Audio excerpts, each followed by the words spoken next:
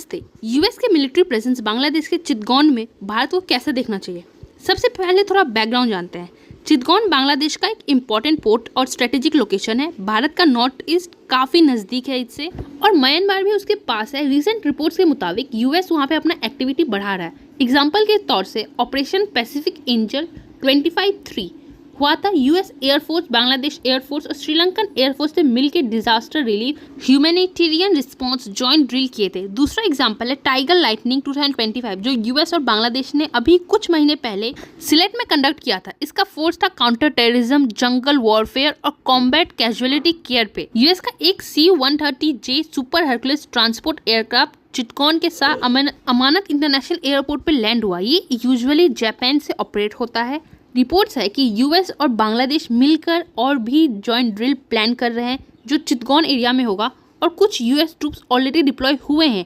एक और बात, बांग्लादेश का इंटरनल पॉलिटिकल क्राइम में भी लोग नज़र रख रहे हैं। कुछ एलिगेशंस हैं कि रीसेंट पॉलिटिकल चेंजेस, प्रोटेस्ट या गवर्नमेंट इशू के दौरान एक्स्ट्रा रीजनल इंटरेस्ट इन्वॉल्व हो सकते हैं। तो भारत को इस सब से क्या कंसर्न हो सकता है?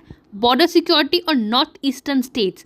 चिटगॉन के प्रॉक्सिमिटी के कारण अगर यूएस या किसी और का मिलिट्री इंफ्रास्ट्रक्चर या फ्रीक्वेंट प्रेजेंस वहाँ पे बढ़ता है, तो भारत के नॉर्थ ईस्ट स्टेट्स पे सर्विलेंस, मूवमेंट ऑफ फोकस या लॉजिस्टिक्स रूट पे इफेक्ट हो सकता है। यूएस का फोकस अगर म्यांमार या उसके इंसर्जेंट्स ग्रुप पे है, तो इंडिया म्यांमार बॉर्डर पे इंस्टेबिलिटी या फिर रेफ्यूजी का प्रॉब्लम ट्रिगर हो सकता है।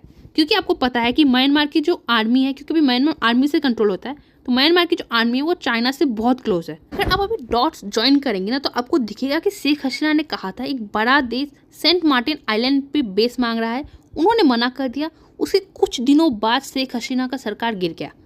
अभी 1 साल से ज़्यादा हो गया है और अभी तक मोहम्मद यूनिस सरकार में बैठे हैं और पता नहीं कब तक बैठे रहेंगे। और मोहम्मद यूनिस डीप स्टेट के बहुत क्लोज है। आपने नोटिस किया है कि भारत के आसपास जो भी देश है, पाकिस्तान हो गया, बांग्लादेश हो गया, नेपाल हो गया या फिर आपका श्रीलंका हो गया, जितने सारे देश हैं भारत के आसपास, सभी का रिजीम चेंज हुआ है, सभी का सरकार बदला गया है। और आप शॉक मत होइएगा अगर आपको न्यूज़ मिलती है कुछ दिन बाद कि सेंट मार्टिन आइलैंड यूएस को लीज पे दे दिया गया है। इसको सुन के बिल्कुल भी शॉक मत होइएगा, ये हो सकता है।